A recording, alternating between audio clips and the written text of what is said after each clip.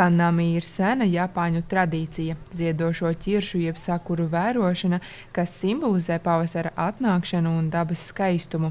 25. aprīlī šī skaistā tradīcija tika iedzīvināta arī Latvijā, kur Rojas Šinkjokušinkai karatē do klubs Seido organizēja Hanami svinības, aicinot ik vienu interesentu piedalīties sakuru stādīšanā un Japāņu kultūras iepazīšanā. Hanami tas ir tāds Japāņu tradīcija, kas izveidojās apmēram 18. gadsimtā.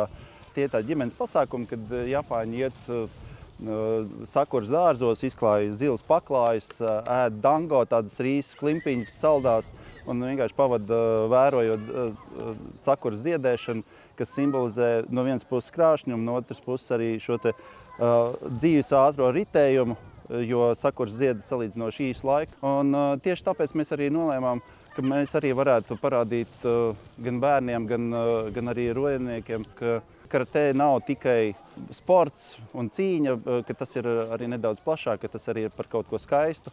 Un tādēļ mēs nolēmām arī svinēt Rojā Hanami, un priekš tā, lai mēs to varētu svinēt, mēs nolēmām arī no sākuma iestādīt šīs sakuras. Svinību laikā tika iestādīti pirmie 10 sakuru koki, kurus karatē klubs iegādājies par saviem līdzekļiem. Jaunākajiem kluba dalībniekiem koku stādīšanas process bija īpašs notikums, radot tiešu saikni ar Japānas kultūru. Un šī diena atgādina Japānu.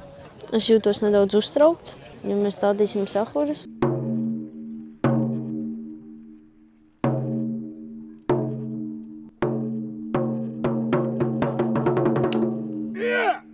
Pirmajā kluba ārpus treniņu pasākumā klātesošajiem bija iespēja vērot kopīgu svētku karatē treniņu un satikt viesus no dažādiem Latvijas novadiem.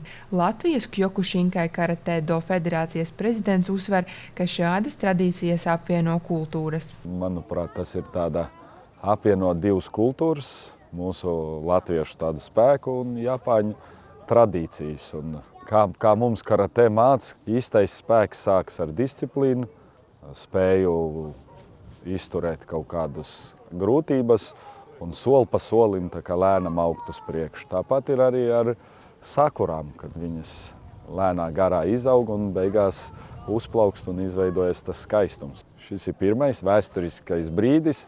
Ceram, ka vēl kāds mums no federācijas kluba treneris kādā savā pilsētā šādu tradīciju atvērs, bet šitais pagaidām pirmais ir. Papildus sportiskajām aktivitātēm bērni varēja cienāties ar tradicionālajām rīsu klimpiņām jeb Hanami dango un darboties origami darbnīcā, apgūstot papīra locīšanas mākslu. Dalībnieki atzīst, ka šādi pasākumi palīdz ne tikai nostiprināt fiziskās prasmes, bet arī atrast jaunus draugus. Es šodien jūtos ļoti forši un es varu palīdzēt. Un šī diena nozīmē, ka mēs šodien stādīsim sakuras. Treniņus es esmu bišķi tikai kavējis un man ļoti forši iet treniņos un man ir ļoti daudz draugi.